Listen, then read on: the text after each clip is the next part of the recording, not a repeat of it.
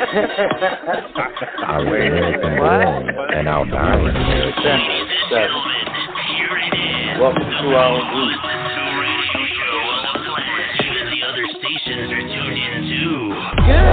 Welcome to Defenders Defenders 7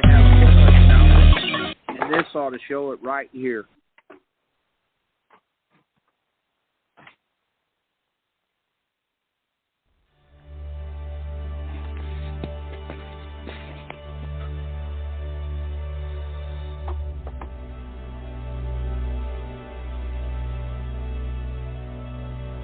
Do you or someone you know suffer from depression? If so, please contact the National Suicide Prevention Lifeline at 1-800-273-8255.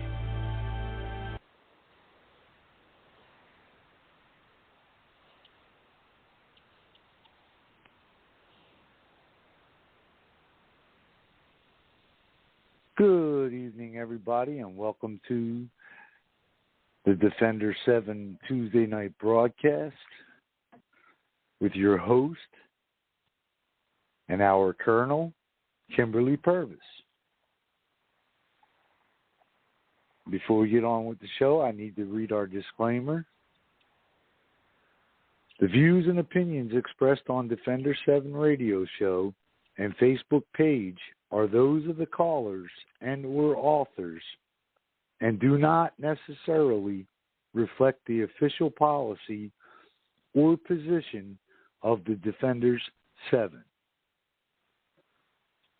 That being said, welcome everybody, and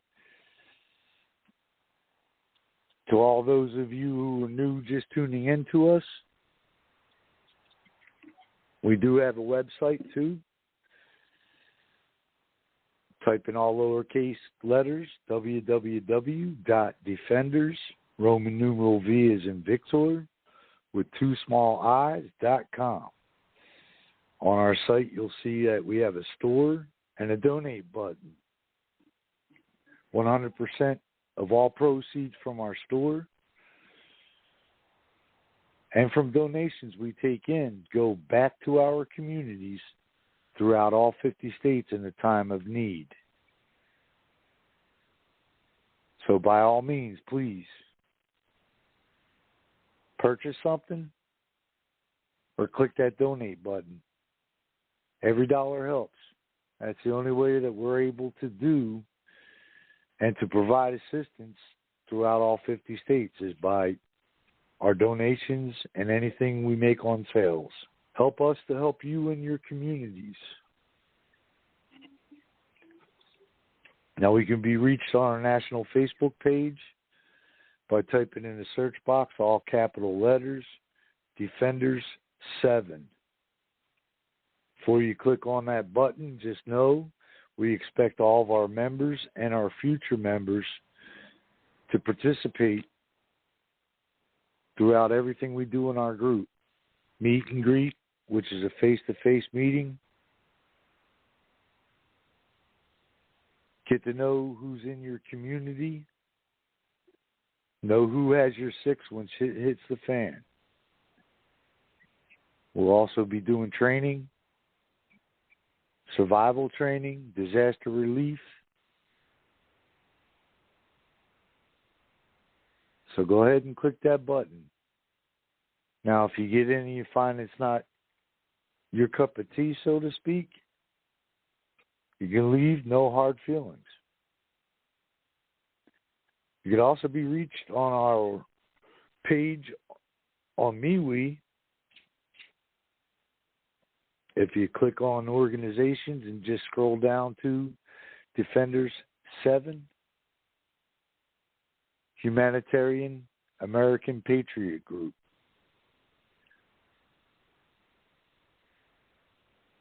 Now, for tonight's show and all the shows we do here on Blog Talk Radio, we enjoy listening to you, and we enjoy getting your opinions, thoughts, just any type of input. And that number to call, area code 914-205-57 914-203-7373. Again, number to call to participate, area code 914-205-5773.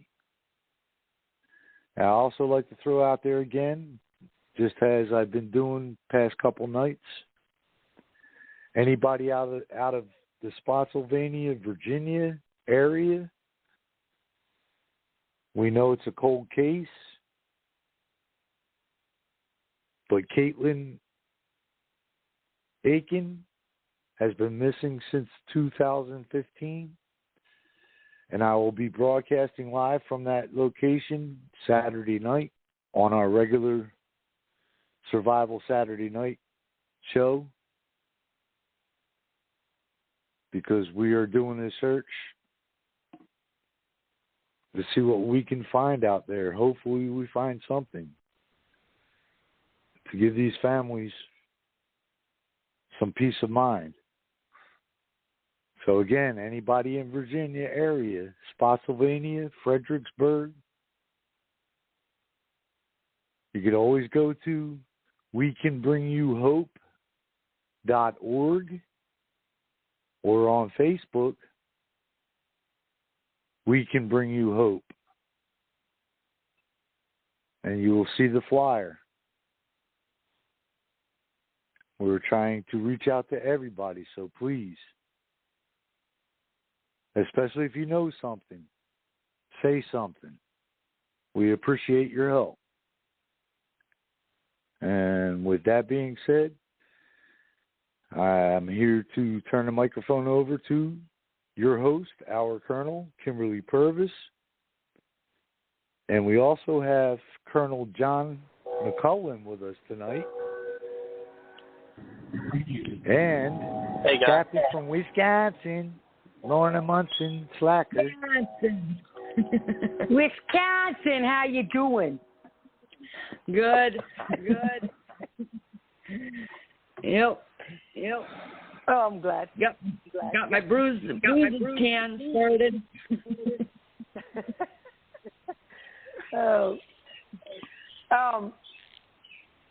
Don't forget whose birthday it is today.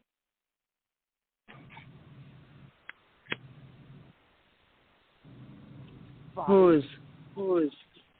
Colonel Asshole's Chris. birthday. Colonel Chris Angel Hinkle. Ho.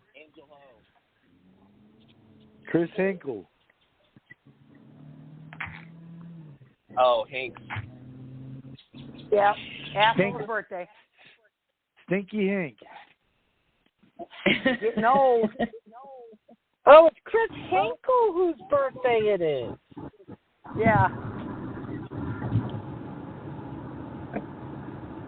Any anniversaries? Happy birthday, Chris.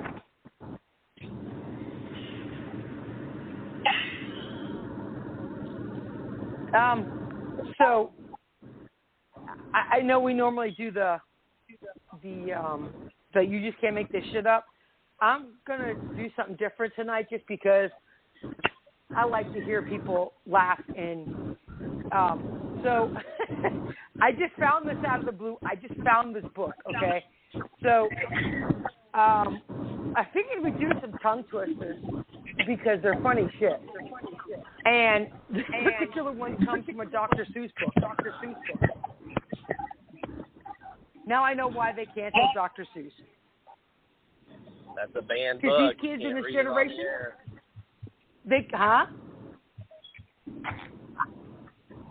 That's a banned book. Too bad. And that's exactly what I say and feel. No, I'm just going to read one of the things, but no, what we're saying is that this generation of, they just can't read, and they're probably upset that it's just too high of a reading level for the smart assiness in it. But anyway, I want to do tonight on like side effects on medications and reactions, because I know a lot of people take a lot of medications and considering the fact that I saw this this video about COVID, and this is and what he brought up was this is the reason why I wanted to do this. Every time you see a commercial about a medication, what's the last thing you hear? Their little disclaimer at the bottom. May cause such and such and such, may have these side effects or whatever. But you never hear a commercial about COVID because they don't want to tell you what the side effects are. And not to mention the FDA never approved the vaccines anyway because whoever's getting them is the guinea pig. So I can either start at the very beginning of the book, or we can pick a set of drugs that anybody that if they happen to take them, you know, or anything like that. It's up to you guys. I really don't care. But do you guys have a preference of where to start? It's your show, Kim. You do what you want. Well, no. I mean, like blood pressure medications, heart medications. I know everyone has high blood pressure. You know, because it's going to take me a while to go through this whole damn book. You could start with blood pressure. I mean, I'm on a med, so. Oh yeah, I know. Me too. And so I figure a lot of people are, and I'm not surprised if their blood pressure's been up anyway because of all the crap going on. Let me get my pen here so I can mark off. So, okay, that's not a problem. We'll start with cardiovascular drugs. Okay. So I just got to circle it so I know we're covering it tonight. So I'm sure that either if someone's on any type of cardiovascular drug, you either have a cardiologist or your primary care doctor put you on them. Now, for some people, I'm on 3 high blood pressure medications, but one of them is actually used for migraine, a maintenance drug for migraine to prevent migraines. So I'm not really on that for high blood pressure, but it's still in that category. But I'm actually on 2 actual other blood pressure medications on a good dose. And I've been on them since I was 25. And for myself, I hate taking medication. I really do. How many meds do you actually take with 10 personalities, though? Isn't that like quadrupled? Yeah, you're funny. No, I feel like a walking pharmacy. I shit you not. Now everybody knows if you're a veteran, you know exactly what I'm talking about. You got your regular medications, right, that you take every single day, and then you have all the other drugs. And I kind of want to think that those are side effect medications because of the medications that you take on a regular basis. So you get side effects. So they put you on this other medication because of the side effects. But for myself, honestly, I got 1, 2, 3, 4, 5, 6, 7, 8, 9, 10, 12 medications that I have. I went down from 20 down to 7. I was on 21, and I quit taking a whole crap ton. But here's the thing: only 4 of those I take every day. The other ones are for my celiac, for my stomach, whenever I get really sick, and I just. Then I have a regular migraine medication plus the ever so wonderful ibuprofen, and then I have melatonin. They took me off of the what's it called? Trazodone. So I no longer take that. You know, but anyway, Huh? I just say no. Yeah, but here's the thing. I quit taking all of my medications. Okay. Well, I can't be off of some of them because it's not a good combination. with what's going on right now with myself. So, like, my Effexor for my depression, if I didn't take that, I'd be in my bedroom, close the door, crying every other day for who knows what reason. So I tried to get off of it, and I really have. But the thing is, the only thing, honest to God, the only thing that got me off was CBD and smoking, and not cigarettes. And my doctor didn't care. He's like, look, if your blood pressure's down, your depression is on the low, down low, who cares? As long as you're happy and you're doing good. Problem is, being a nurse, you can't smoke. So I had to go back on my medications. So that's why. So I'm going to start with cardiotonic inotropic drugs. Yeah, sure. And this is your digoxin. Well, here it is. I'll give you guys the brand name and then the store name. So, okay, I'm going to have to call back, guys. I can hear myself echoing again. I don't know why it does. Let me call back. All right. It's her personalities coming out. They're all 14 of them. Yeah. I was actually going to suggest that before you said the cardia heart stuff, that we do multiple personality disorder. Yeah, that's funny. But I was That's trying to be funny. good. So. Look, my other personalities probably don't like the medications, and that's why, But that's okay. So these the cardiotonic inotropic drugs is your digoxin, which is Lanoxin, Niseratide, which is Netracor, and the digoxin, the drug class is Digitalis. And those are for like all of your arrhythmias and all your severe heart conditions. And so before you can even give digoxin or any of these drugs, you always have to take their heart rate. And if it's lower than 60, you can't give it, because the point of this medication is to drop it and keep it in a good range. So, but some of the it also, if you take digoxin, you should also have a medic alert bracelet, and that's a definite thing you need to do. And it's usually used to treat congestive heart failure.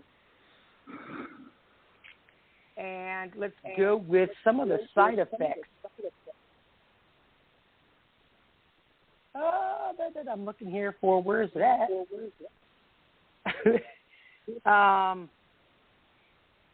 Okay, I see. I'm just trying to. This book is my nursing book, and I'm like, oh my God, it's got everything in it.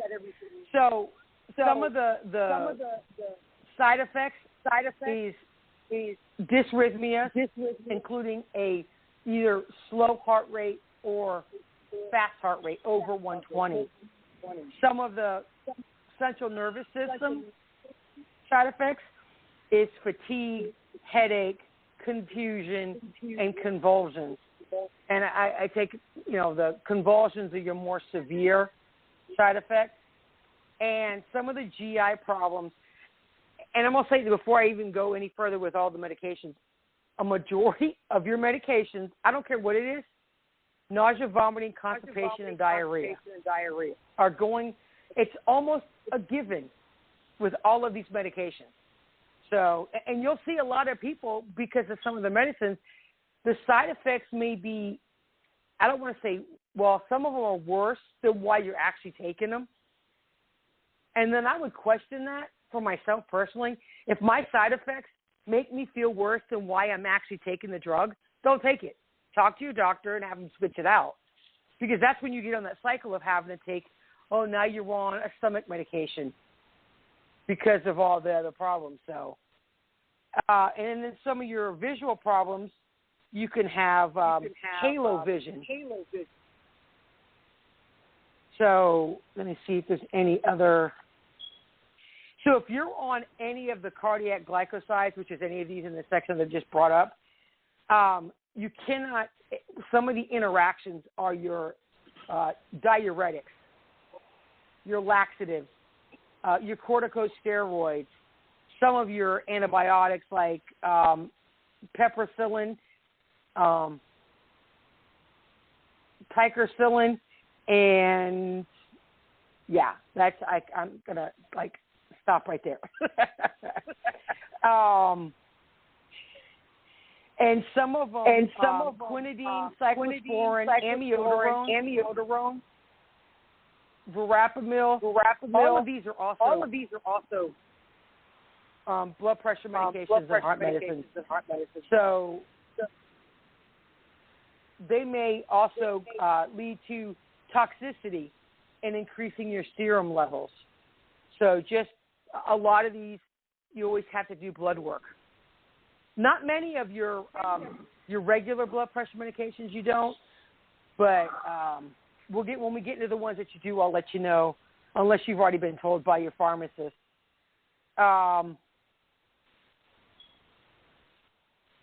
If you use some of these cardiac drugs, don't use ephedra or mahuang, and it may cause cardiac dysrhythmias, which is irregular heart rate, and things like that. Even St. John's wort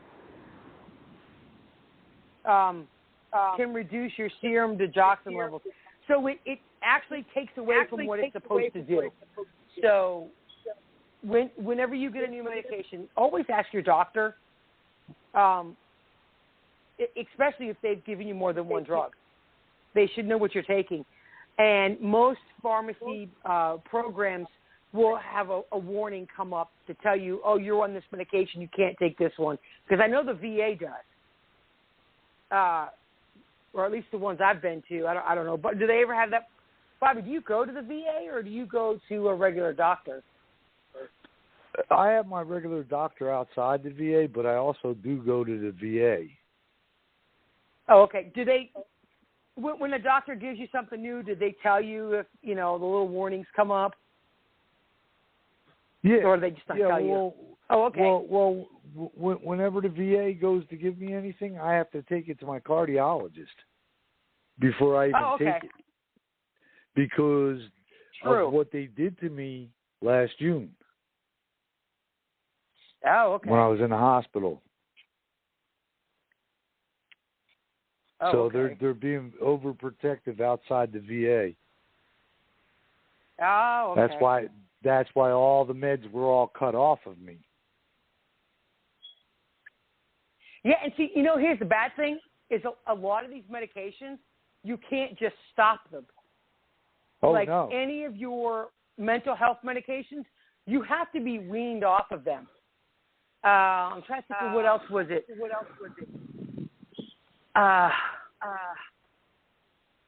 Because some of the withdrawal symptoms can actually cause you to have a heart attack or a psychotic break, depending on what your medication is. Right. And I know, trazodone, it's a sleeping medicine. The higher the dose, you need to wean yourself off. Because really? I didn't have to do that, but maybe because I only took it as needed and not every day. Oh, no. I took 150 milligrams a day. And yeah, that's what I'm saying. I took 1 to 200 as needed. Oh, okay. Well, no, you can take it like that. But I have insomnia to the point I didn't go to bed till 3 or 4 this morning.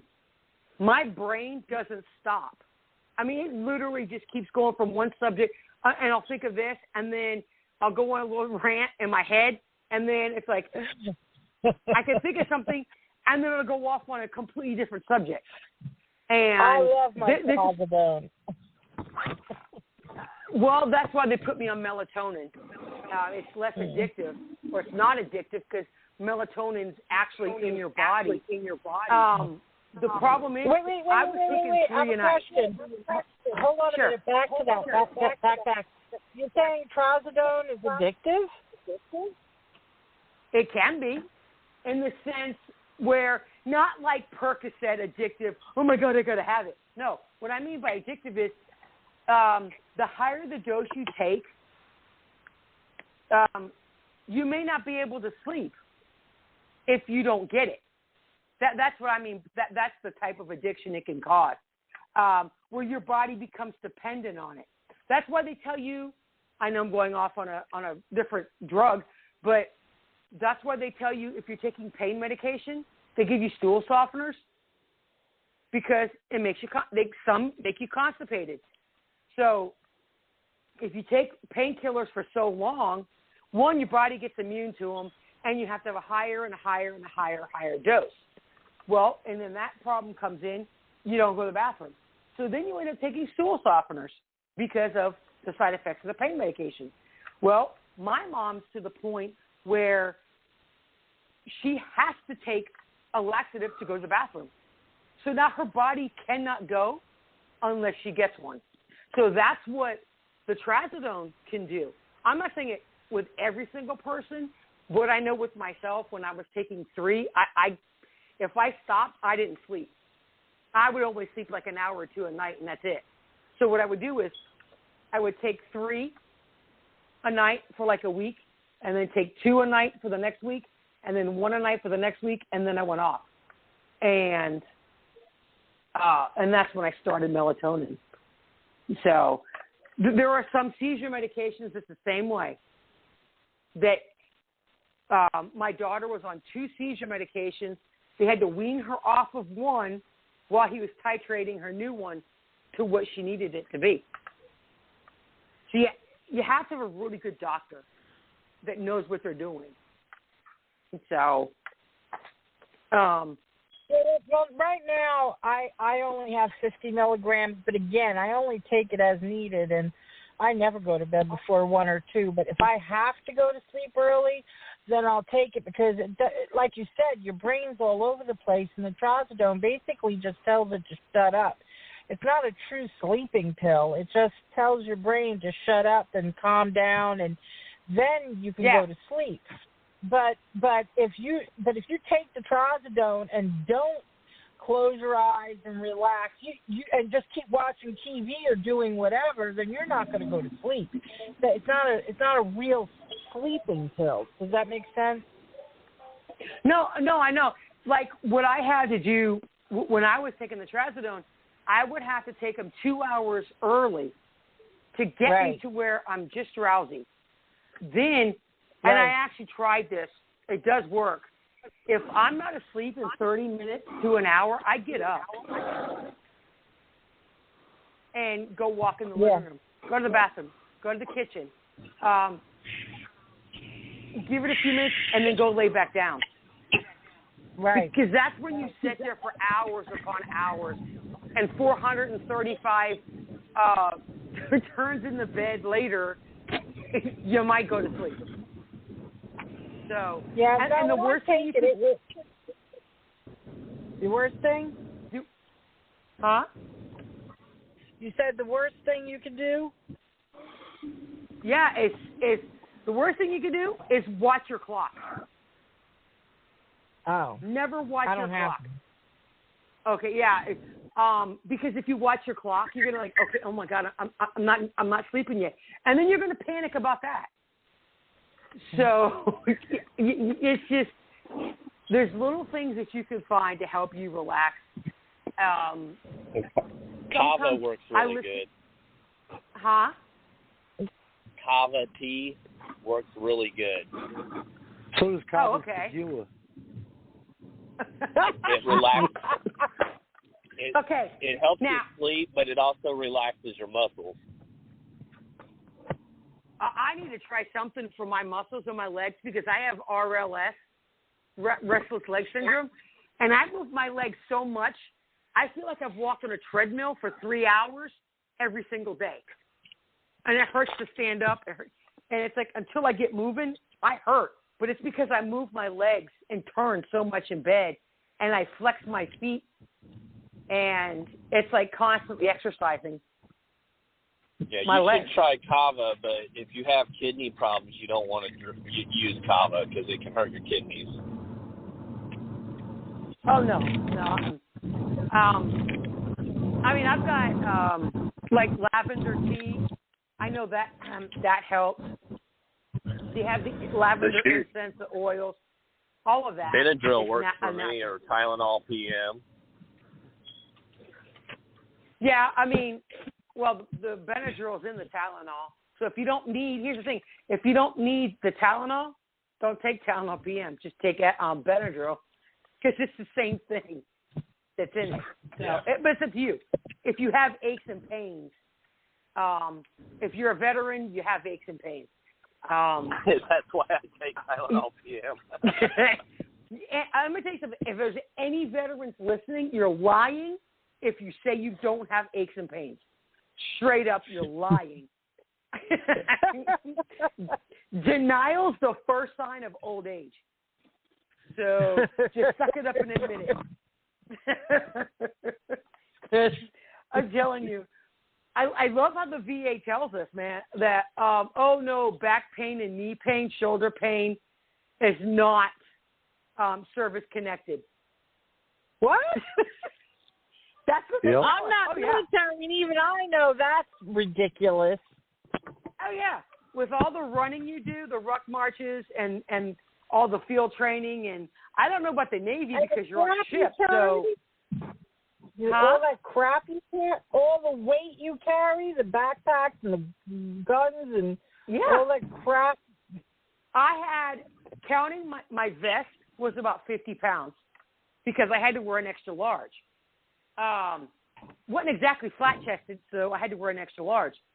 And now, believe it or not, they're making female plates. Don't get me, don't. Yeah. They got to make sure that their breasts are obvious. No, so that, no. You know. The reason why they're doing it is so they're not uncomfortable, and it's not they're not obvious breastplates where like they stick out to their side. It gives them a little more room on the top. I actually think it's okay. But anyway, my vest was about 40 to 50 pounds, and then our rucksack had to be minimum of 50 to 65 pounds all the time. They didn't care, which is pretty much, as a medic, that's what you carry. It didn't matter. So, yeah, we have neck problems, shoulder, back, knees, hips, ankle, but they just don't want to, Anywho. Because they don't want to pay out. No. So, let's see, the antidysrhythmic drugs, quinidine, xylocaine. I did not know xylocaine, lidocaine, was actually an antidysrhythmic drug, but it's a class 1B. Cambacor, Inderol, or propranolol, and Cardizem. These are all... And plus, there's more. This book is a little older, but these are time-proven drugs, and I'm sure they've come out with more. So, let's see. So, like the amiodarone, they didn't even put it in the front. Anywho, okay. So you have to wear sunscreen if you take amiodarone because of the sun exposure. The same thing goes for some antibiotics, and I believe it's sulfur drugs. You have to watch out for how long you're out in the sun. So they have procainamide, and that is, you have to notify your healthcare provider if you have any bleeding or if you have lupus. So they have to watch out for that particular drug. If you're on Norpace, that's another. You have to change positions slowly and avoid alcohol. I'm surprised. You really need to avoid alcohol with all of your medications. Now, I know a lot of us, well, I don't really drink anymore, but I know a lot of people drink and they still take medication. If you're going to do it, just don't take it at the same time that you're drinking. You know, take your medicines in the morning, and I hope to God you're not drinking before 12. Then you have issues. But it's fine to take it, to drink, you know, in the afternoon or the evening or whatever. That's Lorna. Now, if you're on vacation, if you want to drink at 12 o'clock, hey, so be it. I've done it too. But this particular drug, Norpace, when they're talking about change your position slowly, they're referring to orthostatic hypotension, which means your blood pressure can drop simply going from laying down to sitting up to standing up. If your blood pressure is all over the place and they can't figure it out, have your doctor check you for to do orthostatic blood pressures. And what they do is they have you lay down for a few minutes. They'll take your blood pressure and then have you wait. Now, it depends on your doctor because sometimes it's 5 minutes, sometimes it's 10. Then they check it again, and then they have you stand up, and then they check it again. And it can drop a little bit. That's normal. But it's when it massively drops. That's when you know that you have the orthostatic hypotension. The quinidine, if you have any type of bleeding, tinnitus, rash, or visual disturbances, probably like doubled vision, you see spots in front of your eyes, you know, kind of like if someone smacks you upside the head and you see stars, probably something like that. Run, Spot, run. Run, Spot, run. Run, Spot, yeah. Let's see. So the sodium channel blockers are, I did not know that. I had no idea that lidocaine was a calcium channel blocker. That is so new. Lidocaine is something, they have lidocaine patches for pain. They also do lidocaine injections for dental work to numb you up. For minor procedures, they stick you with lidocaine. So I did not know. So you learned something new. So lidocaine blocks your sodium channels and reduces automaticity in the ventricles and the Purkinje system. And I'm not even going to go in the Purkinje system because that's in your heart. And it's the electrical current of your heart every time your heart beats. What happens is, if you ever watch your own EKG, I'm sure if anyone who's ever been hooked up to an EKG machine and you watch the each beat and how much time is in the space that's in between, that's the repolarization. So the farther apart it is, that means to repolarize. It's kind of, it's the same thing as getting shocked by an AED. The time it takes to recharge, I should say. Yeah. Okay. I'm just trying to figure out some of these well-known. So your beta blockers reduce your SNS stimulation to the heart and the heart's conduction system. So basically, that's metoprolol, and that's what I take as a migraine maintenance medication. But I'm on 5 milligrams, so it's the lowest that you can get, and I take it 3 times a day. But I really don't. I only take it once a day because I forget the other 2. But what it does is, on a beta blocker, it's for people who with elevated heart rates. So if you have a low heart rate, you should not be on a beta blocker. Mine runs between 70 and 100, depending on what I do. But when I'm on the beta blocker, it can drop as low as 35. And it freaks the doctors out because it's not normal, but it's normal for me. So potassium channel blockers, they prolong the repolarization. So that they're the ones that make it take longer. But there are some people who have to be on a potassium channel blocker.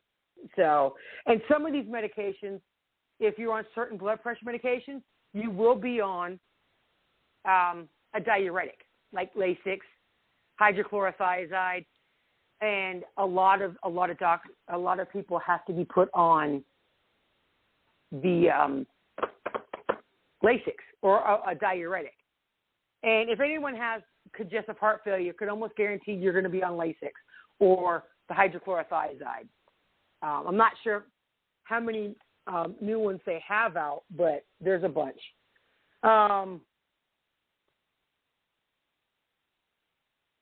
Okay, let's get to some of the side effects here. Oh, no, that just talks about more of that. Sorry, guys. I'm just trying to – the book has got so much information in it. I would be here a month of Sundays if I went through every single one. No. I guess they're not going to give me the side effects on this particular type. No. Pretty much GI upset is what you're going to get. Nausea, vomiting, constipation, diarrhea. And a lot of times they give you those GI cocktails. And that's when they give – Bobby, have you guys ever had a GI cocktail? Yes. How do you like them? Nasty. Oh, it's strawberry. Yeah, it tastes just like chalk. Okay, that's why. Did they ever put lidocaine in yours? Yeah. The liquid Okay, the liquid lidocaine. When my gastritis, every time I get gastritis, I've had it like 8 or 9 times in the last 2 years. They know automatically GI cocktail, and they give you the lidocaine because your stomach feels like it's on fire. You can't even touch your stomach. So the lidocaine actually numbs your stomach. Unfortunately, when you get that Maalox, lidocaine, Benadryl, I think there was one other drug in it. It numbs literally everything from your throat all the way down. But it's like the Pepto-Bismol commercial where you see the little stomachs on fire. That's exactly what it feels like. So that's usually what they give you. But that's why I was surprised about the lidocaine. But yeah, it's a world of good. So your anti-anginal.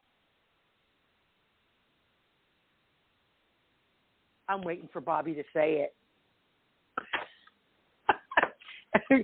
Every time I say angina, he has something to say about it. Mangina? Now, huh? Mangina? Yeah, your mangina. So there's different types of angina. Basically, the one I have is the Prince Metal angina. My grandmother had I can't remember which one she had. One of the more common ones. The Prince Metal one, it's not common too often. And the problem with that is you actually think you're having a heart attack. And angina is hereditary. And on my mom's side, every single freaking female has angina all the way back like 4 generations, if not more. With mine, it it's your heart muscle, and it squeezes like it's having a heart attack, but it's not. And so the only way they can detect it is if they put you on an EKG and see it while it's happening, because it's a totally different rhythm than a heart attack. And so they give you nitro. Isn't that what we call agita? Angina? Isn't that agita? Agita. Don't they get agita and angina mixed up? Because agita is more like indigestion, but because it's high up, it feels like angina, like you're having a heart. It's your heart that's bothering you. It's tomatoes. It's angina or angina, same thing. No, there is. There is. No, we used to say it was just indigestion. It was just agita. But that's why I'm trying to clarify. So you're saying agita is angina and it is your heart, not indigestion. Yeah. No, it's not indigestion. No, it has to do with your chest wall muscles and into your heart. And so what it does is the regular angina, non-specific angina, and there's another one. What it is all your chest wall muscles are tensing up. And that's what happens. Right. And so for me, they say take a nitro every 5 minutes. The third one you take, if it isn't, you got to get your ass to the hospital. Well, here's the problem. I've taken 3. 1 in 5 minutes, take up to 3, go to the hospital like there's nothing wrong. And so here lies the problem.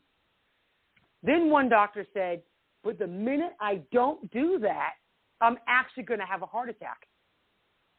Because I've already had 3. But 2 of them were stress-related, believe it or not. I had one because I was under so much stress with my first ex-husband that my blood pressure went up and I had a heart attack, and not a stroke. And I was lucky I didn't have a stroke, as high as it was. With angina, the chest wall pain can last for a couple of days afterwards, depending on how much it squeezed. You felt the muscles tense up. So with the nitro, I have nitro, but I haven't taken it in 8 months. But also because I'm on I can't even think of the name of it now. It's oh crap. Nope, not amlodipine. It's my other one. Good Lord. Isosorbide mononitrate. So that's a 24-hour dose of nitro that's in my body. And that's why a lot of angina patients have the monosorbide. My dad had it. And that's why I laugh. I swear to God, I laugh. My dad, I look like a walking pharmacy.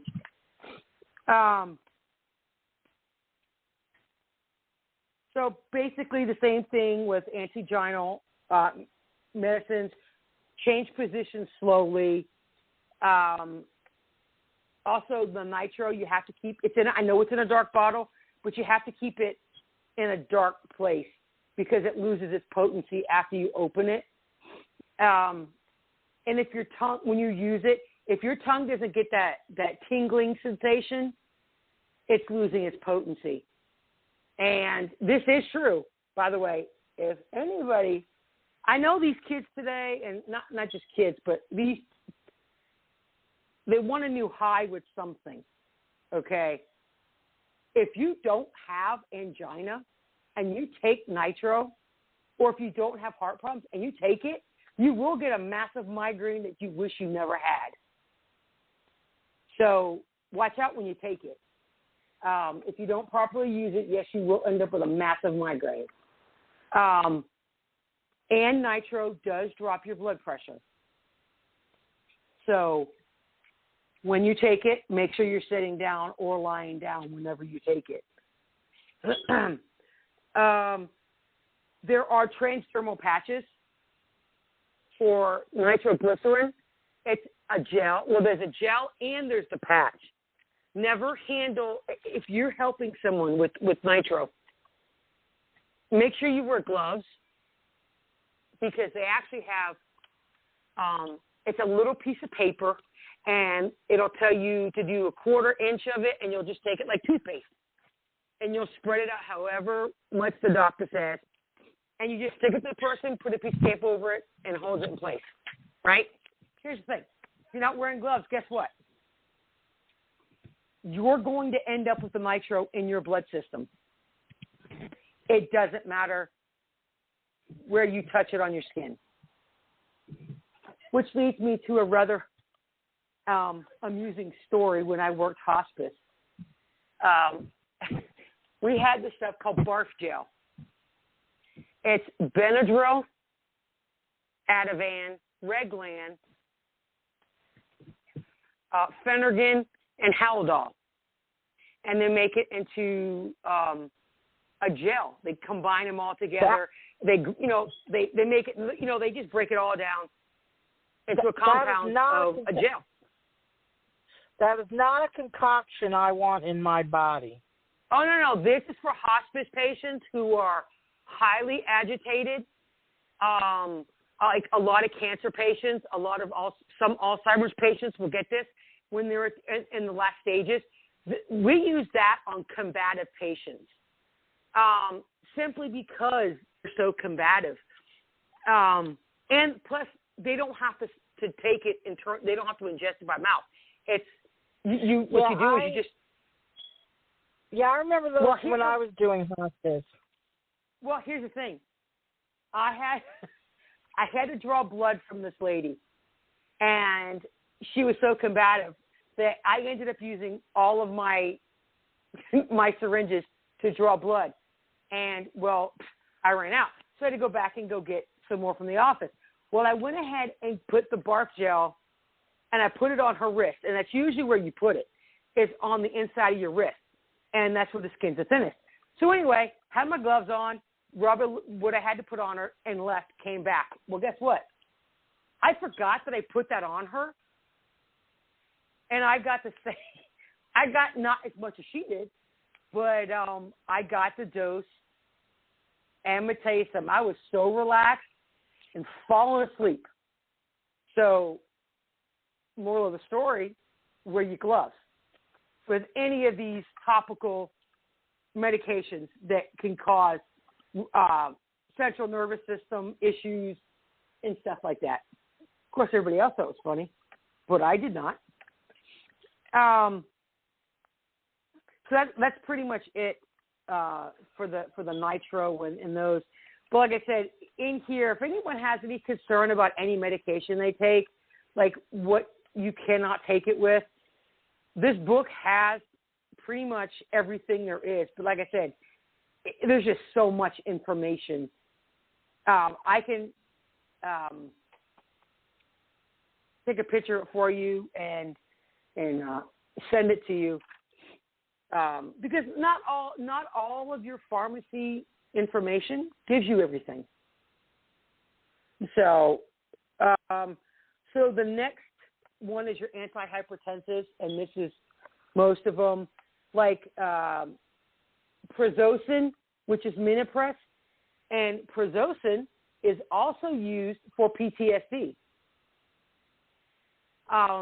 If you're high anxiety with yours, I don't know if you guys have ever taken it. I did.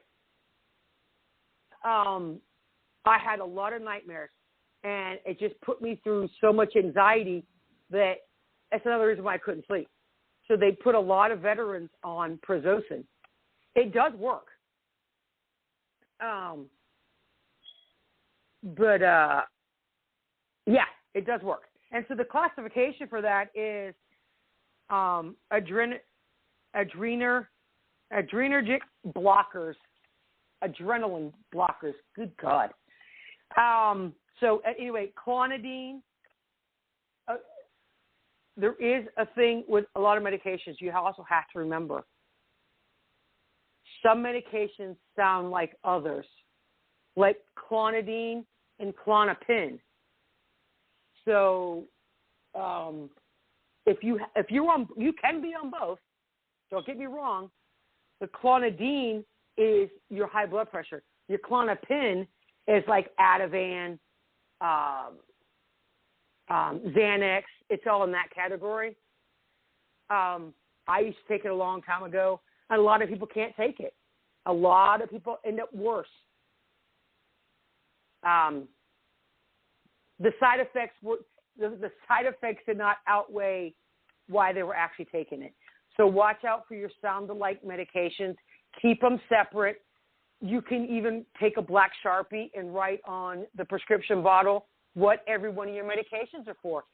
If you have poor eyesight, like I do, some 40-year-old eyes, take a black Sharpie, write on your prescription bottle what it's for. That way you can not confuse it. Catepril, Losartan, Nipride. Bobby, what do you take?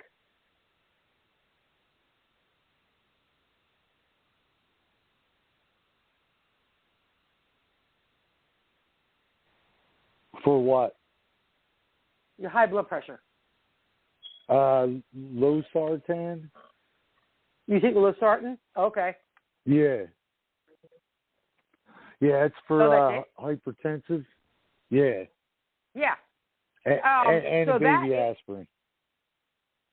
Okay. Yeah, I see a lot of heart patients have to take baby aspirin. But see, here's the thing, and that came up with COVID.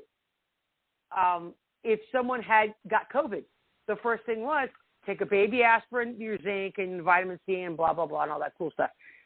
But if you end up with COVID, please check with your doctor before you take an aspirin. Because if you take a blood thinner, like heparin, you're not going to want to take an aspirin because it's double duty there, and you don't want to do that. So, and I can't take aspirin because of my stomach, because of the amount of times I've had gastritis. So, you're lucky. So, that is angiotensin 2 receptor blocker, what you take under that category. Let's see. And with all of these type of drugs in general, and most of them, because they have other ones like Coreg, Cardura, Aldemate. I'm just kind of going through them. Vasotec, Lutensin, Monopril, which is Lisinopril, Acupril, all of those. And that's a majority of all your blood pressure medications. So these are just a few things that you should do, or don't do, I should say.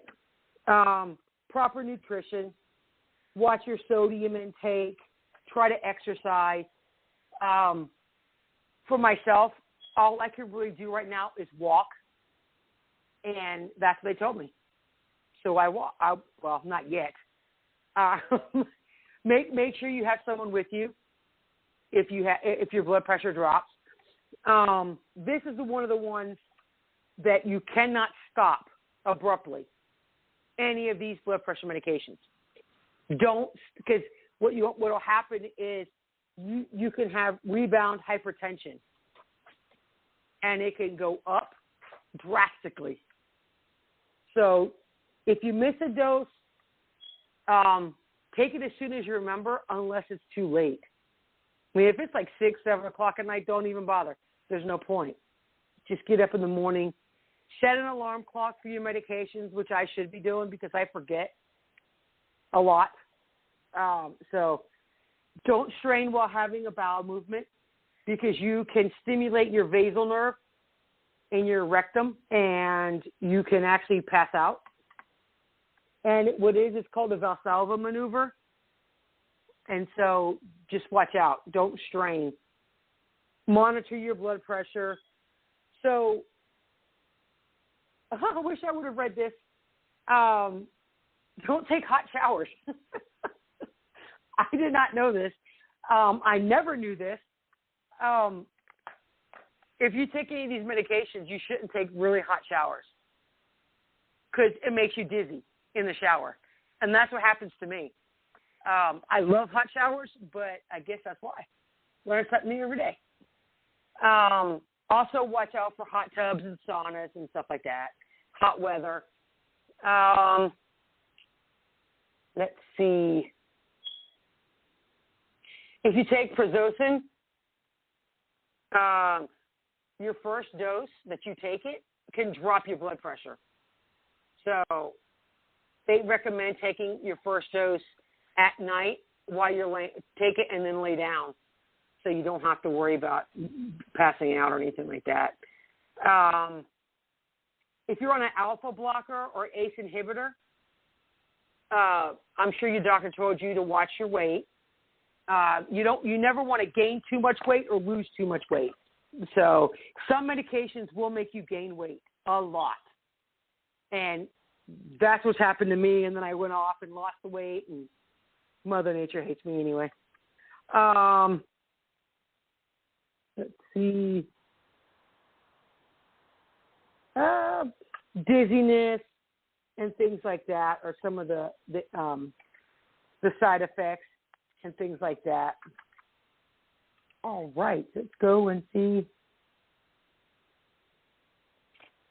Well, I think that's all the side effects. Looking through here.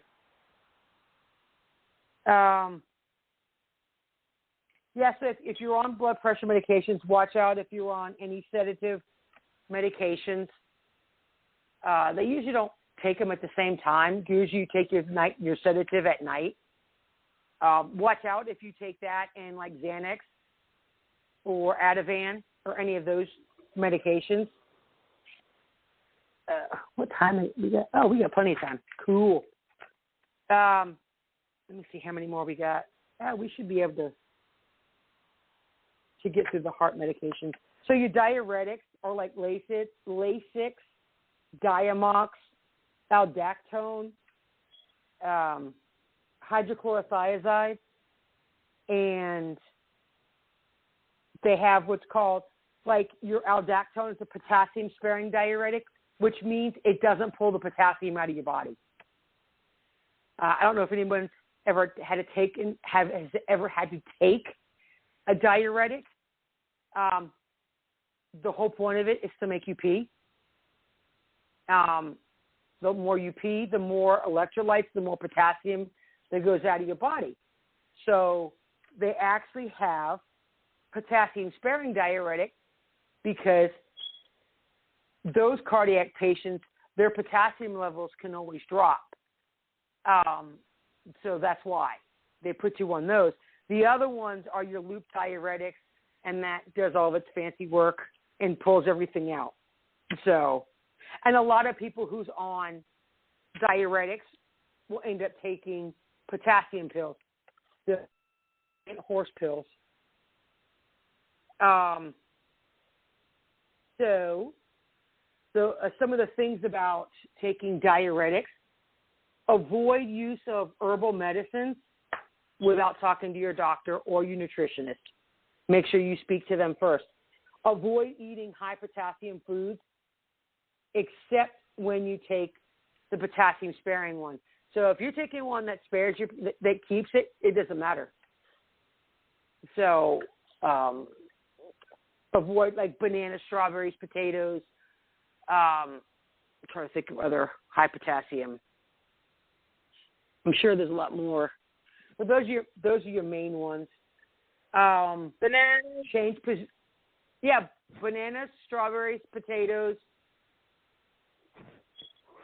I want to say rice and pasta. I think anything that's high starch, if I remember correctly.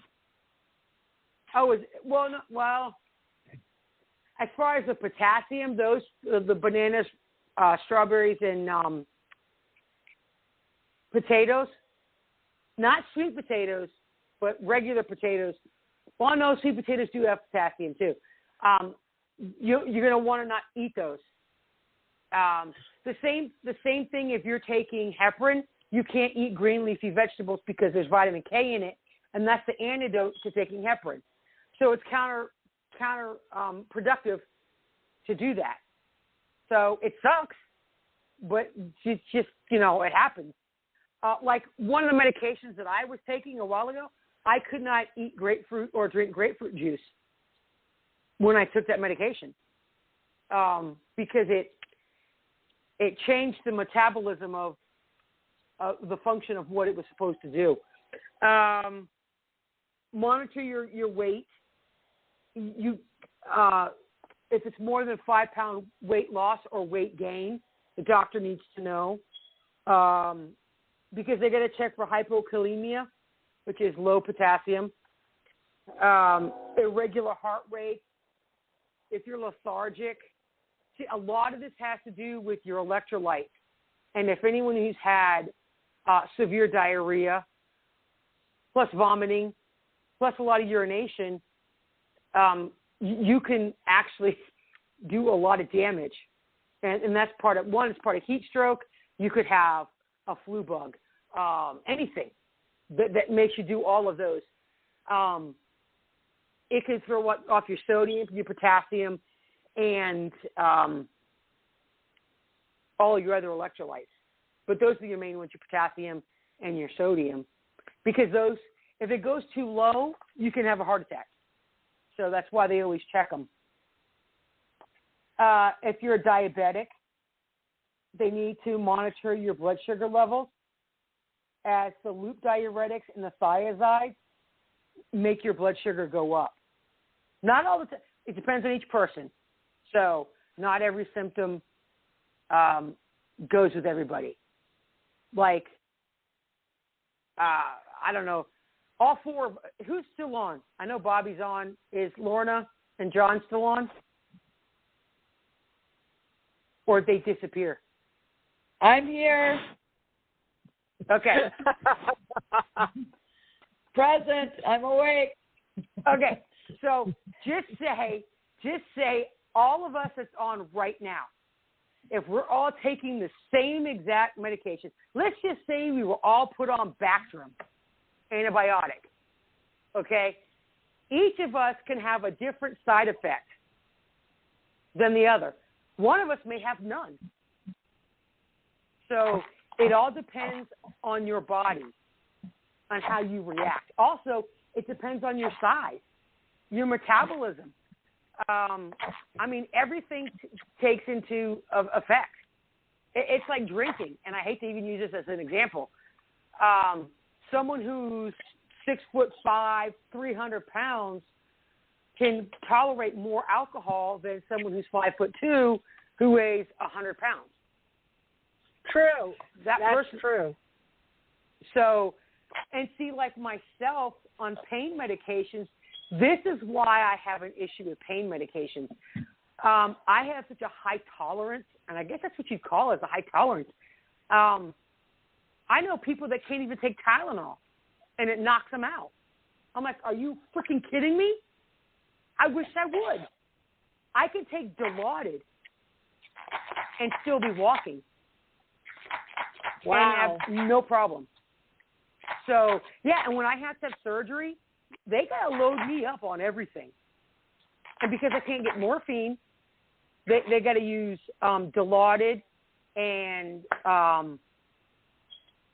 the life of me, I'm drawing a blank on the first drug they give you to knock you out. Not the gas, but the other one. Oh, purple. Yeah. I know when I go to the dentist. When I go to the dentist, it gives me the Lanocane and the Novocaine, and me too. And it's sad because that's how the VA almost killed me, because I woke up in the middle of surgery, and I told the anesthesiologist, look, man, you better do it right because I will wake. And I woke up right in the middle, and he double dosed me from what he gave me. And my respirations were like 3 a minute, and I aspirated. And so from now on, any procedure I have to be intubated because they had to intubate me.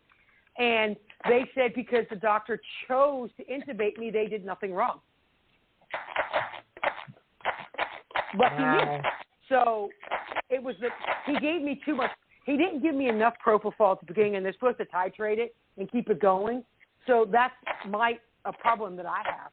They have to they have to really keep a steady dose of it. And you can, unfortunately, that's how people die, is on some medications.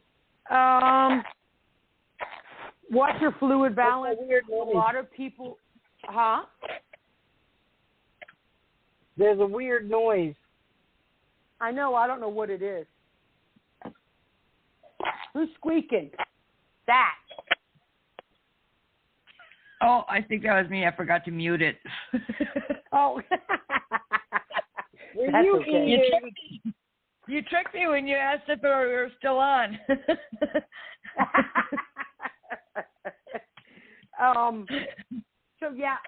The other thing about being on diuretic, like I said, your congestive heart failure patients will most likely always be on a diuretic of some sort. And the thing you have to watch out for is a lot of congestive heart patients can only have so many ounces of fluid a day, depending on how bad their CHF is. I had some who could only have like 40 ounces a day because hers was so bad, which is why I won't complain ever again on having to drink a gallon of friggin' water. A lot of people who are on dialysis, they are on a restrictive fluid diet as well. So little things add up. It's important. And I know it's hard, but, I mean, if you really put your mind to it, you can do it. You know. Well, I took care of a gentleman who was on peritoneal dialysis. And, so he had, I think his kidneys were operating at like 4% or something like that. Oh, wow. So it wasn't a complete failure. That's why he was able to do the peritoneal and didn't have to rely solely on hemodialysis. And he did. He had to watch his fluid intake. And they got to the point, at first he was doing it like 3 or 4 times a day, but then, they improved things and he only had to do it at night. And how it would work is he had one bag that would put the fluid into him, so he got the right amount of fluid and everything, and then another bag, and then another thing that took it out. It was really interesting how the whole process works. And he did, he had to be careful what he ate. Sometimes he'd cheat, Well, but, and that's just it. You have to watch out. You can, depending on your diagnosis, depending on what it is, you can cheat a little bit. Like for me, right. The biggest problem I have is I have celiac. I cannot have gluten. No wheat, barley, rye. Right. And so the thing about gluten is it's not just wheat, barley, and rye.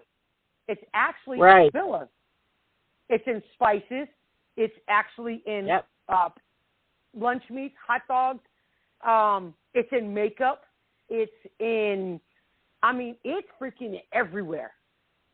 So I have to be, most of your generic foods have gluten in it as a filler, like the spices. Like I can only have McCormick and what's that other one? Some of your more expensive spices, unfortunately. I can't use the Walmart brand. I can't use the Kroger brand or Dillon's or whatever. I can't use any of those cheap ones because they have gluten in it. So here, what I'm saying is, for myself, to eat pizza, I can only do that once a month, if that. But if I want to eat that pizza, I have to stay off all gluten, period, or I will suffer extremely bad for days. And then to detox your body off of gluten, that's a whole other nightmare. So, like I said, depending on if you're diabetic, if you have to have dialysis, congestive heart failure, anything, please ask your dietitian or your doctor how much you can fidget, because when people have strict diets, that's when they fall off the wagon a lot. Well, you know, for what we did was, you know, he actually he worked with the government with foods and stuff, so he knew a lot about foods and what you can do with them and everything. So, like potatoes, here's a trick. So, I mean, you still have to be careful, but what I would do is I would soak the potatoes, and then I would boil them, not completely cook them, but boil them, then pour that water off, and then put more water in and cook them and finish cooking them, and that took off a lot of the potassium. That's why I was saying the starch. That's where, you know, and I forgot what we did to the bananas, but like I said, or the strawberries. He knew a lot, and he knew things that you could do to them. And it's not that he did it all the time or a lot, but he knew how to make it so it wasn't as bad. You know, with the potassium. You're still getting it, but you're not getting all of the. See, like, and a lot of people don't know this. No. How do you guys make your white rice? Do you have a rice cooker, or do you boil it in a pot? Oh, we rinse it till the water's almost clear, and then we put it in a rice cooker. Okay, you can also do that. My grandmother taught me. You rinse it, and then you pick out, like, if there's a little piece of black rice, or it could be a weevil. Right. Pick it all out, and what you do is you're running your hands through it, and you're getting all of the excess starch out. See, some people it doesn't matter, but the more starch you get out, the better the rice is for you. Now, brown rice and long grain rice is actually better for you than white rice. I'm taking it unless you rinse it out, like, you know. But the thing about brown rice that you need to know. That's mostly what we eat. We eat predominantly brown rice or long grain. It's tougher. It's tougher. It's got a little more. I'm like, damn, I know I cooked this. It's got a nuttier taste, and it's not like as soft as white rice gets, but it's healthier for you. Jasmine rice and all of those are healthier. The next category is your high cholesterol medications. They all suck, and I hate them. The thing about your cholesterol medications is all your statin drugs, your fluvastatin, lovastatin, pravastatin, simvastatin. The thing about those, every one of my family's on that. Every single person on my mom's side of the family is on a statin drug. We're all on different ones. I quit taking mine. I said, piss on that. There's two reasons why. One, you cannot just drop taking any of the statin drugs. It can kill you, so I've been told. Also, you have to have your liver enzymes checked every 3 months. My liver enzymes went up a lot because of one of my medications that I was taking, and the doctor took me off of it, and I'm like, nope. One of the mental health medications, and that, so you would not even think that a mental health medication for PTSD or whatever would affect your cholesterol, which is why I say you got to pay attention to your medications. And so when I went off of it, they rechecked my liver enzymes, and now they're about leveled out and they're back to normal. So if I would have kept taking that medication, I could have went into liver failure. Nope, I'm not going to do it. So, but like I said, that particular one messed me up. Now, so just be careful when you're on statin drugs. I don't think they've had the. If you or your family has taken one of these drugs, notify us so we can sue the crap out of them. I don't think that's one of those drugs. But you know what I'm talking about. Yes. You hear the disclaimer? I only take two medications. So one of them I've been taking for at least a decade. That's the Lamictal, and that's a psych med. I do take that's a seizure medication. Huh? Lamictal is a seizure medication. Well, yeah, they use it for that too, but it's a mood stabilizer. Yeah. See, my daughter took Lamictal for her seizures. Yeah. And Neurontin is another one. Neurontin? Yeah. That's another one. Neurontin I don't take that anymore. But Neurontin is for nerve pain, and it's also a seizure medication. Yep. Gabapentin, Neurontin, all of that. I was on 1,600 milligrams a day, and they didn't do shit. So they told me they told me to stop. I have such bad nerve damage that doing these passive isometric exercises hurts me to the point I can't stand it. So for what it's worth, I do them twice a day. Hint, hint. I really don't. I do them. Here's what I do. I pick and choose. Like, I'll do one of them. Like, you sit straight up and you move your shoulders back to where they squeeze backwards. Right. I can do that one. Right. I don't care how many times but it still hurts. And then there's the one where it looks like you're praying and you put your elbows up and you push your hands together. That kills me. If I were to raise my hands up with my hands together, I can't do it. But if I move my left hand, I can actually raise my right arm. So, yeah, that's weird. So, anywho, I know it's the nerve. But yeah, okay. So here's the thing: if you're on a cholesterol medication, chances are you have high cholesterol. Mine was 199. It's supposed to be 200 or less, and so she wanted me to take it because I've had 3 heart attacks. I'm like, nope, I ain't doing it. I don't like the way I don't like the side effects from my cholesterol medication, so I quit taking it. Just because you're on a high cholesterol medication does not mean you could go out and eat fried pickles, fried potatoes, fried chicken, fried bologna, friggin' sausage biscuits with gravy and everything high cholesterol. Okay, I know you because it's a mentality. I'm gonna tell you why. A lot of men are like this, especially Southern men. Well, I take high cholesterol medication, but that doesn't mean you can eat whatever you want, and that's their mentality.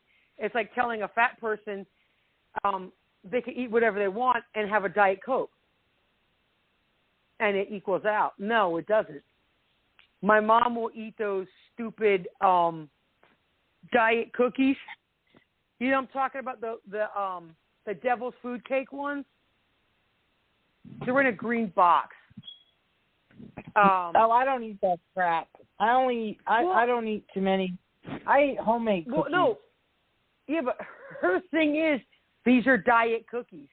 And there's like, there's 20 per box. That's it, right? She'll eat a whole damn box. Well, they're diet cookies. Seriously? Just because they're diet doesn't mean you can eat them all. So a lot of people have that mentality. And I mean, I've done it too. So I can't say much. How much time we got? Oh, cool. We got plenty of time. So your anticoagulant, like your heparin, Lovenox, Coumadin, which is warfarin sodium, Inohep, So basically, those are all blood thinners. And a lot of people who have heart stents are on a blood thinner, but the new blood thinner they put you on it's a new medication. Well, not brand new. Crap. I cannot think of what it's called. But in order for you, if you have to have surgery, you have to stop taking it for a week before you can have surgery, because it actually thins your blood more than heparin and Lovenox. So that particular drug they give you is to keep from getting blood clots in the stent. So if I can remember what it is, it might hit me before I change the subject. So most people, one, use for short-term and emergency purposes. Like they gave me a Lovenox. Pretty much anyone who's in the hospital and you're not moving around and you're going to be in there for a good enough amount of days, they'll give you a Lovenox. And here's the thing. Going to the bathroom does not consist of moving around. They mean you're in bed most of the time. They'll give you a Lovenox. If you have to have hip surgery, or if you break up for elderly people and they have to replace a knee, a hip, or whatever, they usually give them the Lovenox. If you have a DVT, which is a deep vein thrombosis, and that's if you have a blood clot in your legs, a pulmonary embolus, and that's a PE, and that's in your lungs, and that's what I had when I had COVID. They gave me the Lovenox for that too. Here's a side note about pulmonary emboluses or blood clots in the lungs. I'm not sure which of the COVID vaccines, if it's the Johnson & Johnson or the AstraZeneca, there is a thing going where a lot of people are ending up with blood clots. So that's if you're going to get it, it's the AstraZeneca. Okay. Yes, and they changed the name because they don't want people to know. And not only that, but they're giving it to kids now. That's the new study, but here's the thing. Guess what just came out? I know we're going to get sidetracked here for a second. Because they're going to start giving the vaccine to children and doing that study, now all of a sudden there's another double variant strain of COVID that hits kids in California. faster. I know. So now miraculously that everything's opening up to 100%. Right. Now that they want to test you, now and the numbers are down, and the numbers are down. Yep. So I'm not saying don't get the vaccine. I'm not. My family's I'm not getting the vaccine for the most part. No. Here's the thing. We don't want to get sidetracked. I'm going to share with you what I learned. And science, here's the thing. No matter what it is you get, a vaccine, a medication, whatever, please do your research on the medic. Don't just say, if your doctor says, I want you to do this, and say, okay. No, you are your own patient advocate, unless it's for a child or for an elderly person who's not all up there or kind of, you are your own patient advocate. Just because someone says to take it doesn't mean you should. Okay, I'm off that little rant. Okay. So anyway, Lovenox, they just give it to you and they can stop. It doesn't matter, la-di-da-di. But heparin and Coumadin, they actually have to check your blood, your PTINR. And basically that's how fast your blood clots. So I'm not sure how often. It depends on each doctor. To make sure that your blood's not too thin or too thick. And that's how they fluctuate your dose. And they titrate up or down. The thing about heparin and Coumadin, you cannot have any green leafy vegetables. Spinach, kale, all of the collard greens, mustard greens, because they have a lot of vitamin K. So, and I've had patients who take Coumadin or heparin and they're pissed because they can't eat those. So I said, why don't you just have your doctor change your medication? So a lot of old school doctors love your heparin and Coumadin. Lovenox came out 15 years ago. And then maybe 10 years ago, they came out with that new one. And Plavix. That's what I told you to come up with it. Plavix. That's the new blood thinner, and that is given to patients with stents. You may get Plavix for any other reason. I'm not sure, but usually it's for patients. I don't think pacemakers, but they want to avoid the blood clot. So that's pretty much it for that. Let's see. You got platelet? Yeah. So antiplatelet drugs are your aspirin and Plavix. It's right there. Sorry, I'm easily amused. Okay, don't mind me. This breaks down your platelets, or they, as we call them in school, platelet slickers, and it helps. It helps your blood. It thins it out, and it keeps it going smoothly through the veins. So, where is it at? I gotta show. Where's it at? Blah blah blah. I'm looking for the. Oh, you've got to be kidding me. They don't have that section. So aspirin is similar to Plavix. Plavix does not have the life-threatening adverse effects. So, but it can cause TTP, which is thrombotic thrombocytopenic purpura, and that's the little. It looks like a little blood rash on your skin, under the skin. Times. Yeah, wait till you hear the tongue twister that I'm about to ramble off, and I want you guys to say it. Bobby knows what it is, man. I'm telling you, I had to have read it 100 times. Right. So other antiplatelets are like your NSAID,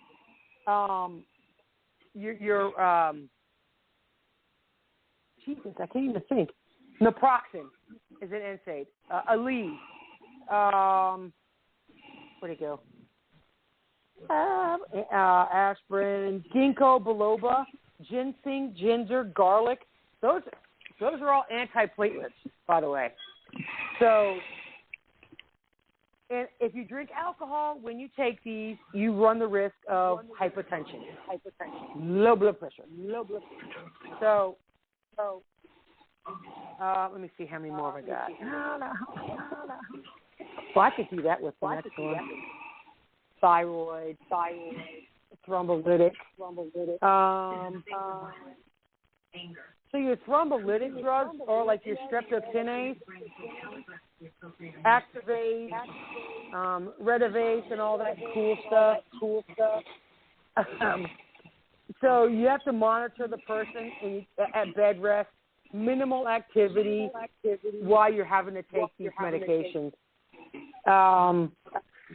If you have symptoms of bleeding, hypersensitivity, reactions, do not shave, and watch when you brush your teeth, because especially if you have gingivitis, but it's recommended to use a soft toothbrush, because with these medications you can bleed bad. So these thrombolytic agents are for the treatment of acute arterial thrombosis that's associated with a heart attack. So that's why people have put on those. Okay, and that was it. Cool. I finished all the cardiac medications. Yeah, I know. Cool. So everyone's well aware of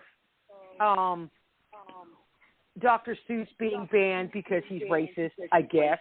Whatever. Racist tendencies. Why? Because he says 1 sock, 2 sock, 3 sock, 4. I don't know. So it's like the Lorax. It's got every freaking creature, every color, and it's racist. So I know we normally do. I kind of change it up a little bit because I want to have fun. Everyone has to have fun. I don't have you just can't make this shit up right now to save my life. And we already went over. No, we didn't. But I didn't. I'll save that for Thursday because my computer's not even on. Some of the dumb laws that are still on the books.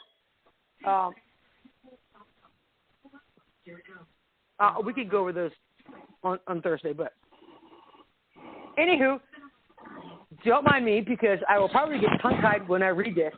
Now, I took a picture of it and I put it on my Facebook. And if anybody wants to try this, this is a whole book now. It's called Fox and Socks. It's a whole book of tongue twisters. It's from beginning to end. It's nothing. It's just one giant freaking tongue twister. And the first time I read it, I died laughing. I'm trying to read this to my grandkid, and she's looking at me like I'm retarded. And she just busted a gut laughing because I couldn't even speak English. So, here it goes. It says, try to say this. And if you can say it 3 times, you're smart. Through 3 cheese trees, 3 fleas flew. While these fleas flew, Freezy Breeze blew. Freezy Breeze made these 3 trees freeze. Freezy trees made these trees cheese freeze. That's what made these 3 free fleas sneeze. So, say that 3 times real fast. I'm not even going to try it, especially I'm not even looking at it. Okay, for one thing, that's more than a tongue twister. That's a freaking brain twister. What the hell? I'm going to try another one, but that hurt my brain. I kid you not. What I'm going to do is I'm going to take a picture of each of the different ones, and I'll put it on our group page just for the hell of it, just to see. And if anyone, here's the thing, we want to start a contest, and we're trying to decide of what exactly to do. So, but here's the catch. You've got to listen to all 4 shows a week, Monday, Tuesday, Thursday, and Saturday, because each night we want to have one question. So, say the next Monday night, what we'll do is anyone that knows the 4 questions that has the answer to it on Monday, you win the prize. We just have to figure out what the prize is going to be. Like, if we're going to have bumper stickers, pens for the group, I don't know. We haven't decided. So that's why it's going to, if anyone has any ideas. And so I was thinking just like, so we want to get to know our callers. We want to get to know the people in the group, aside from just being in the message group on Telegram or on Messenger. And for our listeners, we want to see if you guys are paying attention. I mean, is anybody else calling in? Huh? I mean, are other people calling in besides us? Well, I think what it shows is who's listening. Unless you hit 1, you won't be put in the queue. So people can listen, but there are not be in people the queue. listening. Yeah, there are people listening. Good. Yeah, and so I'm also going to try. I'm really I just finished my first really, really hard class for my master's, and so I'm starting my new one. And so what I want to try to do is work on our YouTube channel and get more people in that way as well. And I'm trying to link the YouTube with the Facebook group with our blog talk and any other social media platform that can get more listeners and stuff. So yeah, we got a latecomer. Yeah, who's that? We have plenty of decals, window decals. Oh, okay, cool. I'm about to beat my dog. I want my front window. You know, I had to go ghetto on my front window because they jumped out the window. And no. There's a big ass hole in the screen. I'm about to kill my dog. Growl at you one more time, dog. Show them teeth. You won't be having any. So anyway, I took the crate door off the dog's crate, and I stuck it in the window. So now they're like behind bars, and they're pissed. So they're mad at me. Yeah, Pat's dog is trying to show his teeth at me, and I just slapped him with a slipper, or as everyone else calls it, a chancla. Yeah, my kids know all about them. Sorry, y'all, but I cooked some very nice buffalo steaks. Yeah, we all know why. Oh, don't go there, Kim. Don't go there. Hey. Good ass. They weren't steaks.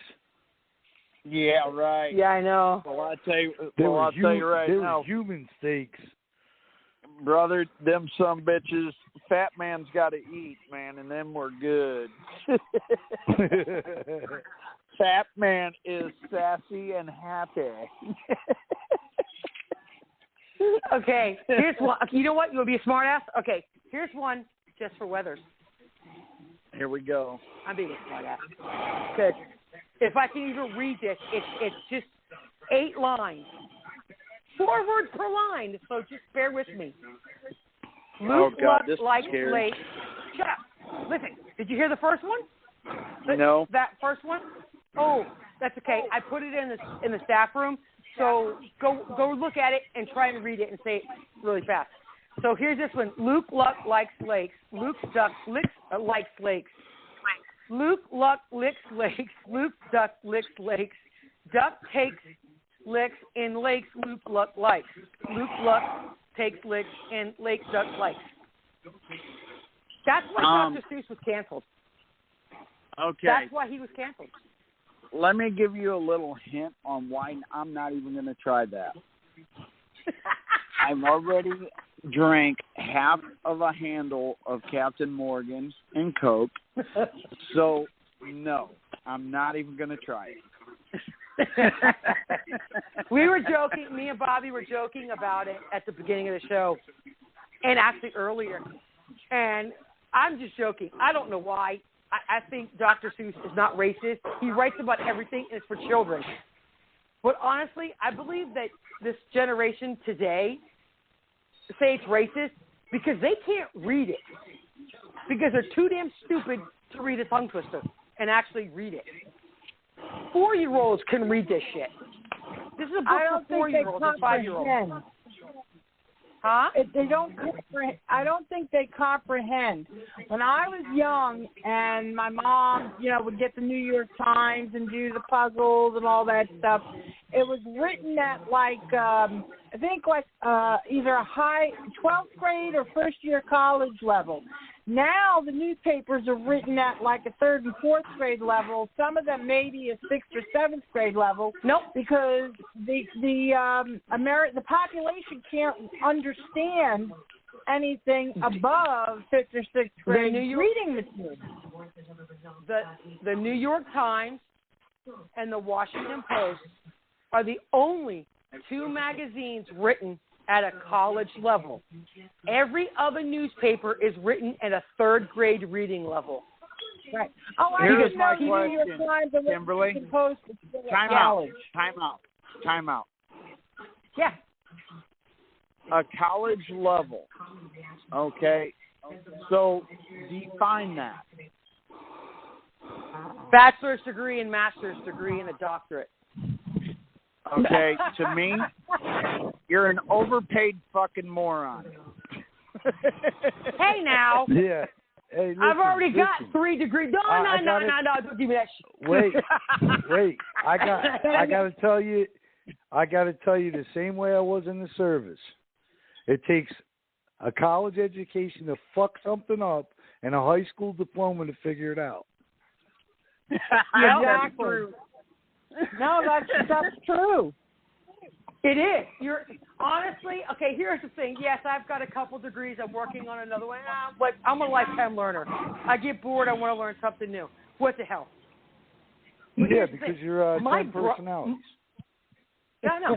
I got 1 degree for each personality. I shit you not. I got 1 for each personality. Here's the thing. My youngest So which brother, one are we talking to now? That's what I'm wondering. Probably, I don't know. Probably one of the lieutenants. I don't know. If you say Isabel, I'm gonna have to shoot that bitch. Lizzie? Nah. Lizzie's she's taking a nap right now. What about that Isabel? Was earlier. No, it's Lizzie. Lizzie Borden. But anywho, my youngest brother has he's got a PhD in astrophysics, right?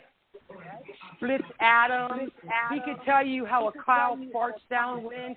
Oh, actually, that's one of his studies he had to do. They sent him to Paris for that shit. But do you know he has no? It's a nasty ass town. No. He has 0 common sense. He's an educated idiot. Okay.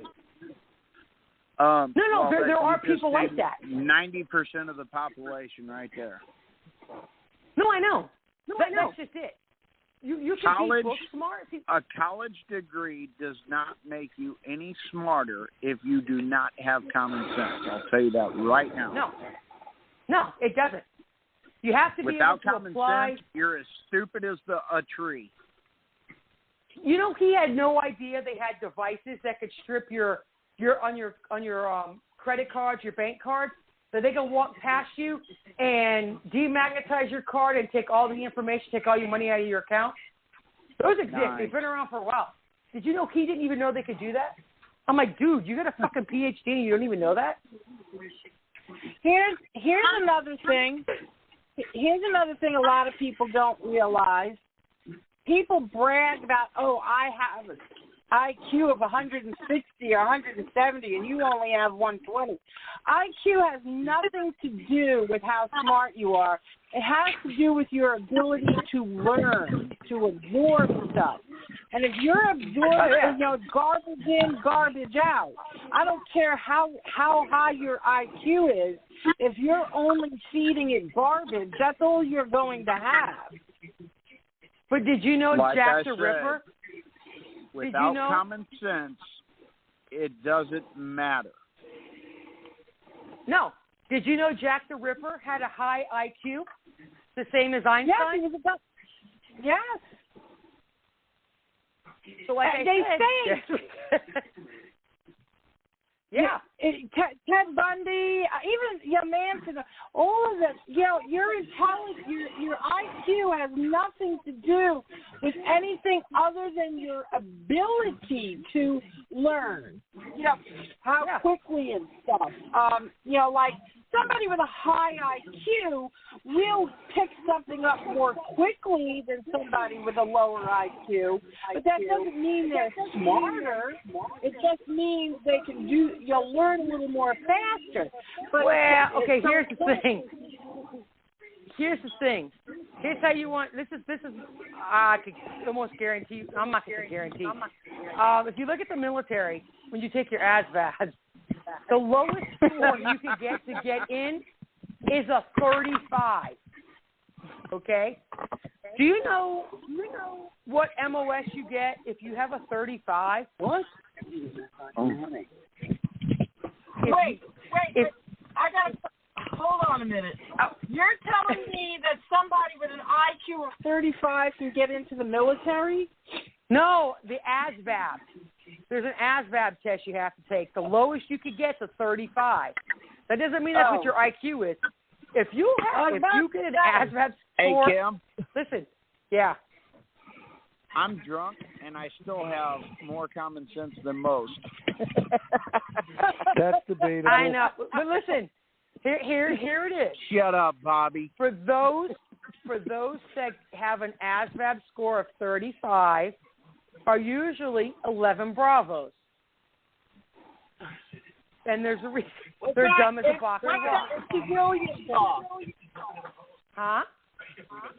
What's that Hey. in civilian? Doug just said they're human bullet stoppers. That's why they're 11 Bravo.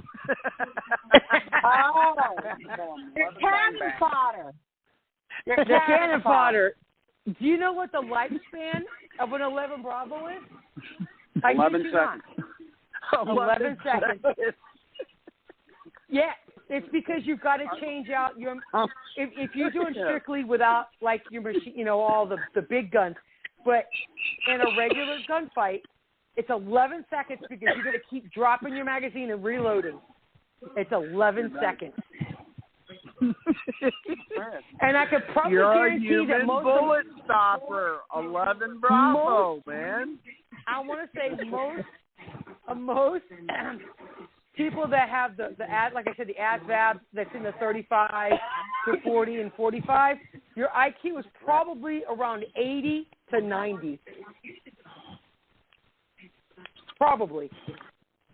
I'm just guesstimating. I don't know what my IQ is, but I do have a lot of common sense. And before Bobby says anything, shut the fuck up. Have you? I've seen a lot of people brag. They're like, "Ooh, I got a 97. I got a 90 on my ASVAB," and they go to ask me, and they're like, well, "What'd you get?" I'm like, "I plead the fifth." So they thought I was dumber. They're like, "Oh, you get a 30?" No, I got a 117. And you're like, "Fuck you! I don't even want to talk to you." I couldn't believe it. I mean, what's the highest? A 125 or 130? I don't even remember. I knew it was. I aced the ASVAB very high. I know that, but I can't remember. That's been too long ago. You know, I passed shit that most men should have passed. That's what I'm saying. How the freaking hell do most 11 Bravos get a 35? And I'm like, what the hell? They're 11 I Bravo think, for a reason. Here's the thing. Most people who go in don't ask for 11 Bravo. Unless it's something that's a lot in your family. They were all infantry. Well, and another thing, just like lieutenants, give them a compass; they'll still get your ass lost. I have a thing about lieutenants. I know. I we think all there do. Should be an age limit. Huh? We all do. Lieutenants are idiots. No, well, I had one good one. I one, and she was friggin' awesome. I don't believe it. I think no. She. It's a funny story actually. When I was 101st Airborne, she got there. I think she was in her early 30s, and I said, Lieutenant Smiley. She asked me what I like to do for fun. I said, well, Lieutenant Smiley, I love going horseback riding and camping and all this cool stuff. And I said, you want to come one day? We could go horseback riding. And I shit you not, she looks at me with a dead, not even a smile. She says, Purvis, do you know I'm black? I'm like, yes, ma'am. She goes, we don't do things like that.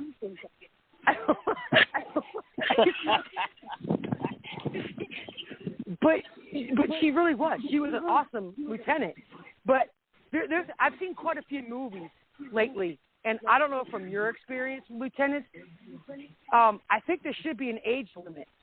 You should have to be at least 30 to be lieutenant. Because when you come out of OCS, these are cocky little hot gun-ho and think they know more than a first sergeant. And they don't know shit. You know what I'm saying? Well, and it's not about being lost and stuff. I've had officers come out to our command fresh out of college, and they don't know shit. Anybody can fucking read a book, but when it comes to doing shit, everything looks good in a book. But that's why I don't think they do OCS right. You cannot go to OCS if you're over 35. And that's wrong. I think you should come in and enlisted and be offered OC and go to OCS once you get 30.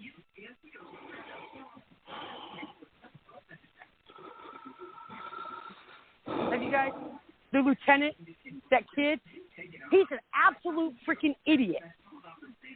And the staff sergeant's like, okay, sir, what do you want us to do? And it's like, your staff sergeant's been there 20 years, your lieutenant comes out with 2 months of training, and it's like, that's why you get people killed.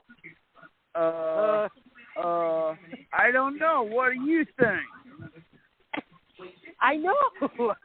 That's like my doctor looking at me and saying, what do you think we should do? I don't know. You're the one with the fucking doctor's license. That's what I'm saying. If you have to ask your staff sergeant what you should do and you're the freaking lieutenant, you should not have that job. Straight up. That's it. Demoted. That's it. Demoted. No longer butter bar. No longer butter bar. Agree. So, if I offended any lieutenants, I'm sorry. I'm probably sure that you resemble that remark. Well, I'll tell you right now, if I made a lieutenant feel bad, good. I don't care. I'm just saying, I think they really need to take a look at how they do. Learn I could have been your job. I could have been a captain. If I would have went in the Guard because I had an associate's degree, and I would have come out to be a nurse. But because I went in active duty, I got screwed. So, yeah, stupid me. But no comment. Anywho, I think we only have a couple minutes left. Yeah, we got 3, Bobby. Okay. Free beer. Hey, hell with the beer. I'm drinking Captain Morgan. No, you're drinking White Claws and Trulies. Whatever. Oh, by the way, Thursday's show is probably going to be just as sprightly as it usually is because a lot of shit's happened in the last couple of days. Yes. Oh, yeah. See the shooting in Maryland? Oh, I'm talking, but more than that. The Ukraine just declared war on Russia. Yeah. I know. And I'm actually talking to Russia, but I guess Ukraine paid more money. I'm actually talking to a soldier in Ukraine right now. Oh, okay. All right. Well, we got 90 seconds left, and thank you for another great show. And thank you, Weathers, for showing up, even though you waited till the last 19 minutes. Whatever. No kidding. And especially Lorna, too, even though she bugged out early. But God bless her. John. At least I showed up, so shut up. God bless our kids, veterans, first responders, our troops, and God bless the Defenders VII. And America. Good night, everybody. America. Booyah. Good night.